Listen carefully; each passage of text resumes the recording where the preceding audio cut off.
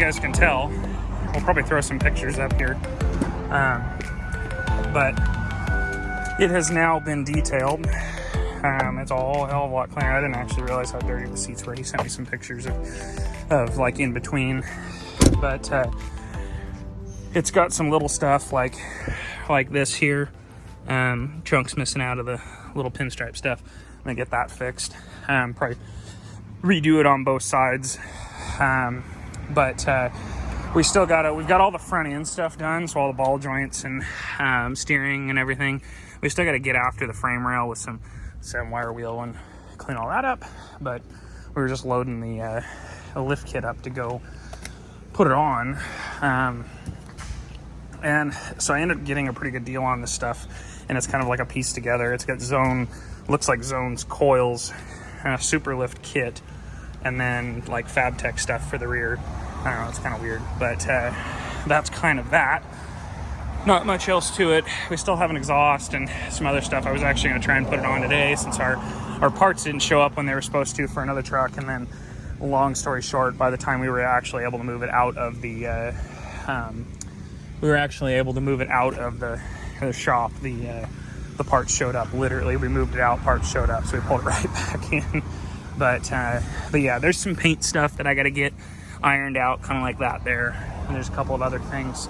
Like on the back of the bed and some other spots that I need to have fixed, but yeah, otherwise it came out really nice.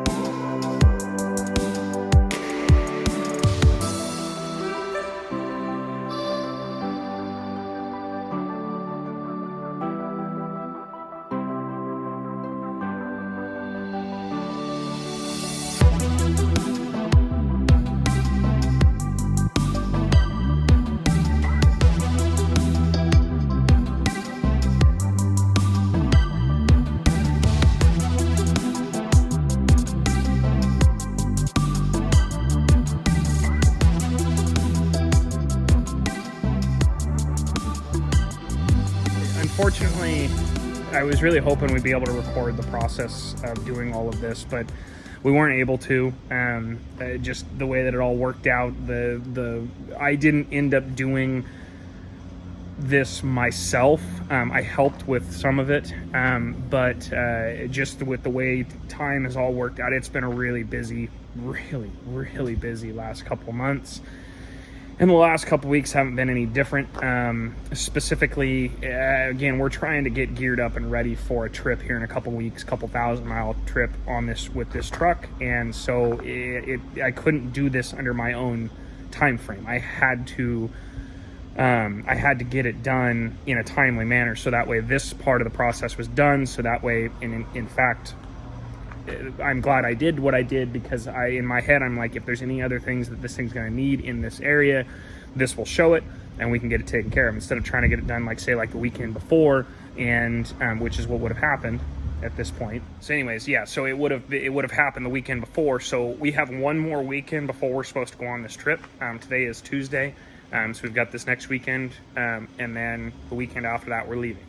And like this last weekend, we were going to try and make a video, but everything was hectic. We ended up having to go down to about 4 hours away down to the coast to fix a buddy of mine's truck.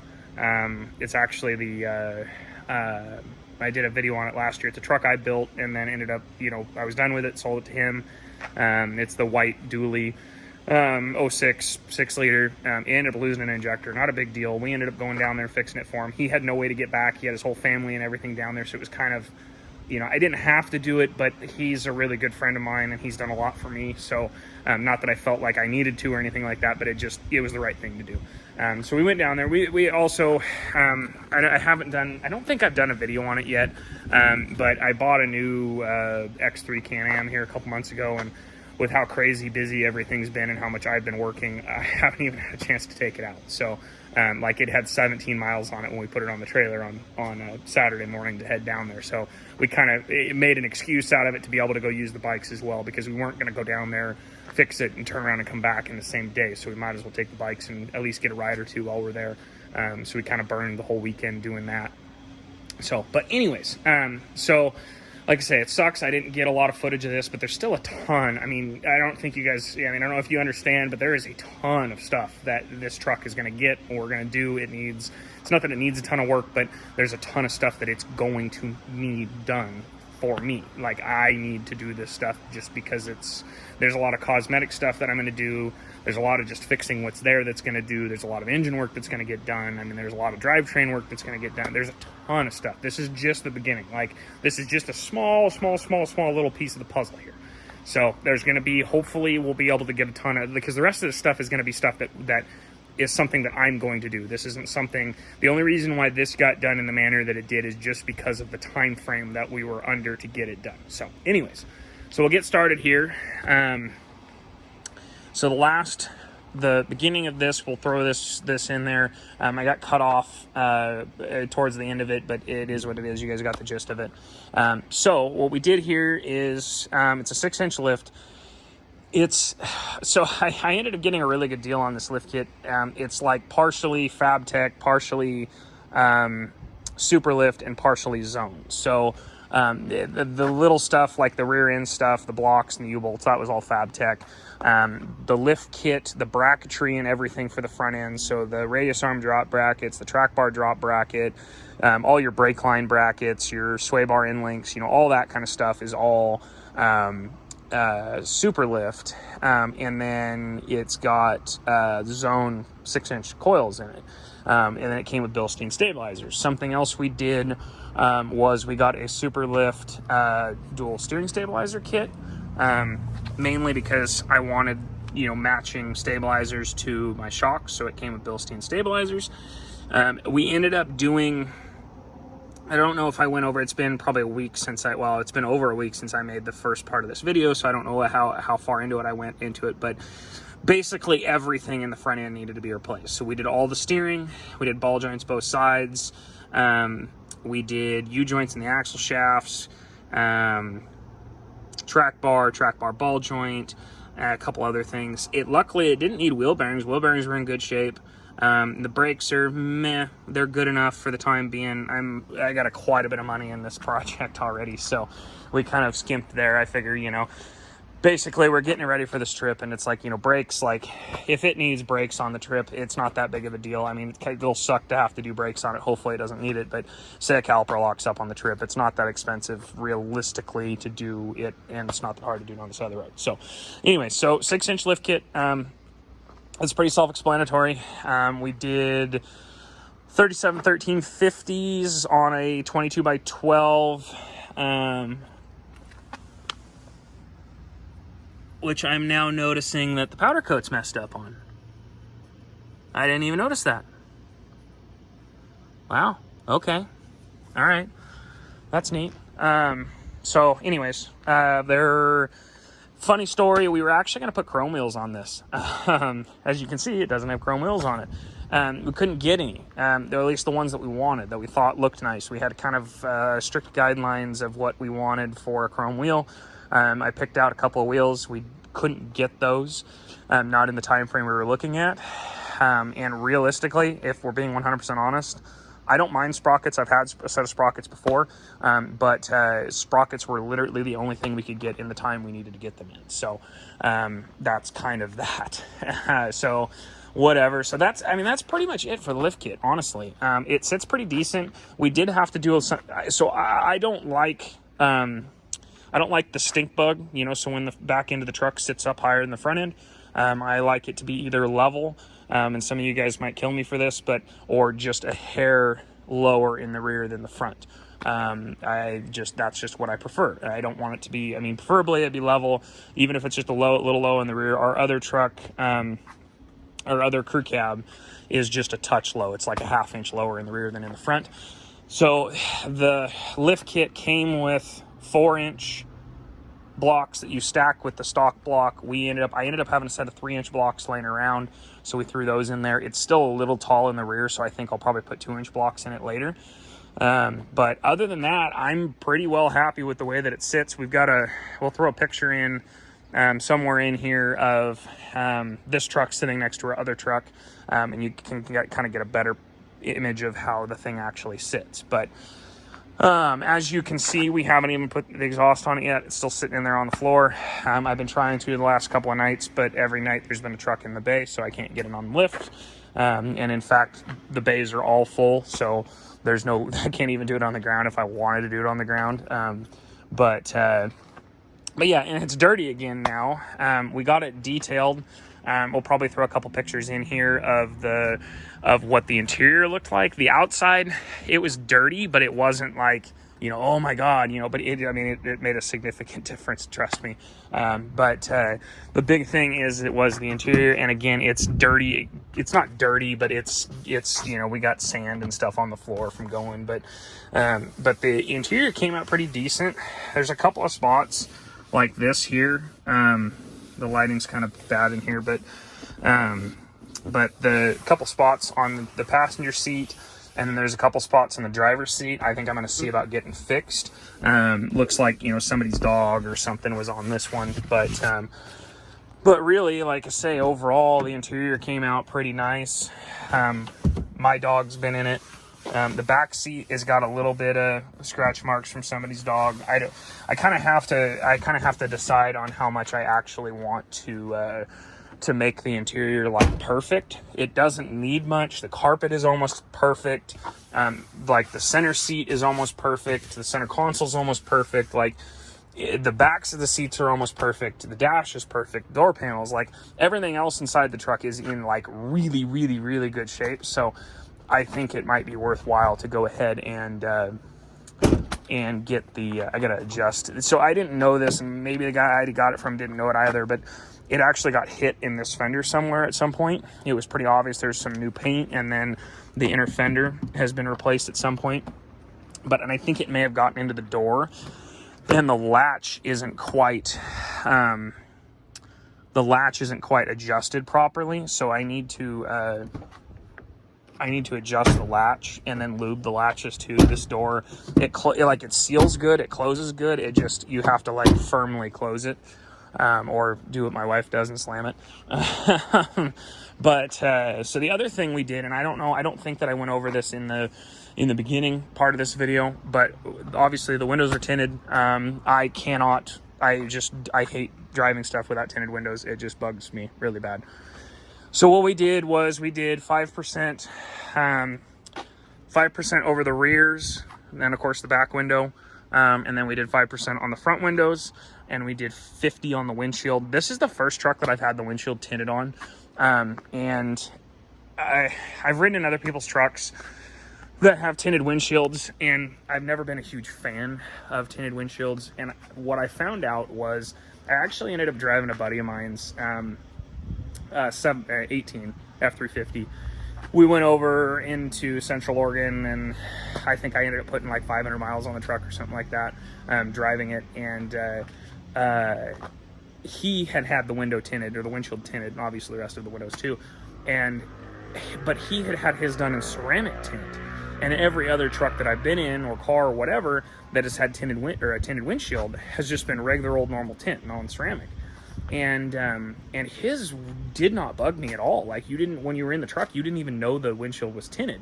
And so I was like, so I started thinking about this thing when I got it, and decided, screw it, let's go ahead and, try out the ceramic tint. And so it was, good amount of money, and it came out really good. But I'm 100% glad that I did it. It is amazing, driving it. And even like, I was a little worried about it at night, but at night, it really doesn't, you don't know. Like, the only time that you ever really know that the windshield is tinted is if you roll down one of the side windows and you can see, obviously, through the corners of your vision, you can see that the windshield, that's the only time that it like bugs me a little bit. But I don't drive around with my windows open that often, so, there's that. But, that's kind of that, guys. Like, it's just what you see. Obviously, we still got to get in here and paint the frame. Frame's pretty rusty. I think that probably before the trip, we'll probably clean the areas that you can see. So the wheel wells, the radius arms, you know, obviously the front, and get those sprayed just so it doesn't, because I don't know, it bugs the hell out of me. And almost everybody that I know that's looked at the truck, they're like, man, it looks really good. Are you going to do something with that frame? Because that looks terrible. Yes, we're going to do something with the frame. Eventually we'll have the cab off of it. So we'll do the rest of the frame when we have the cab off. And then we'll probably do the frame back here when we have the cab off as well. But I've got some other stuff planned cosmetically. I'm not going to tell you too much because, you know, it's cool to have surprises. But this pinstriping here, this side isn't too bad. It's got that one little chunk, and I think that's really it. I don't think there's much other on this side. But the driver's side's a different story, and this drives me up the wall. I don't know why it does, but it does. See if you guys can see it before I move closer to the truck. It's got chunks missing, chunk and chunk and chunk, and this I didn't even notice that before. This whole piece is just missing. It's not even there. There's a chunk missing there. So I'm definitely going to see about finding, oh, this one back here is missing a big chunk on the back end of it. So I'm going to see about finding some new pinstriping for that, just to clean that up. And like I say, I've got some other stuff. I'm going to take these off. My plan inevitably is to get all the paint work done that I want to do, and then get the pinstriping done, and then have the entire truck, because that's the one really nice thing about this truck is the paint is actually in really good condition. I wanted to get it detailed and see what the paint looked like after just being a normal detail, and kind of gauge how much paint work I'm actually going to have to do to it. And there's honestly very little. I mean, it's got a couple of little nicks and scrapes here and there, but I mean, realistically, the paint is in really, really nice shape. Like I said, there's a couple little things I need to get fixed up, but really overall not bad. I got to do something with the badges.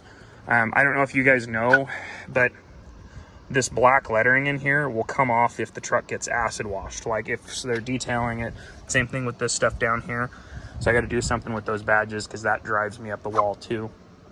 Oh, I'll show you that. So we didn't have to do that much trimming. I still got to get the Sharpie off this down here. We just basically had to trim the corner off of this. I need to kind of figure out a way to get that kind of tied back in. I got to get these painted anyways, so my plan was to kind of take this off and kind of clean it up a little bit and make that a really nice fine edge, and then get this, because it had mud flaps on it, so the paint's kind of chewed up right there. But we basically cut the bottom off of the inner fender right there, so normally it would kind of come down to about like right here and come back and would be over the top of this pinch weld. So we ended up cutting it in there. And as you can see, it rubs just a touch right here. Nothing too bad, like not even bad enough I'm gonna worry about it. And then, like I say, we trimmed the fender right there. And then we didn't even have to trim the bumper. We just trimmed the valance right here. And then I came in here just with a flat disc and took probably that much or so off that piece there, and exactly the same thing on the other side. We actually it was late when we finished this thing, and we the track bar drop back, it has a little like square locating washer that you can put basically to locate the axle side to side in the truck. So you can actually see right now, we put that washer in backwards on accident. So you can see, I don't know how well you're gonna pick it up in the camera, but you can see how far out that tire is sticking. You can see that one. So the entire axle is actually shifted shifted over towards the passenger side, which obviously, if you know, the more offset you have, the more it's going to rub. And so in theory, well, technically right now we have more offset on this side than the other side, so it rubs a little on the front bumper, which I didn't have time to fix before going down to the dunes, and it may have tweaked the bumper a little bit, so we'll have to fix that. But anyways, guys, I'm gonna quit rambling. That's the complete rundown of the truck so far. Like I say, 6-inch lift 37s, 20 by 12 or 22 by 12s. It came out, in my opinion, really good, and that's that. So anyways, guys, we'll see you on the next one.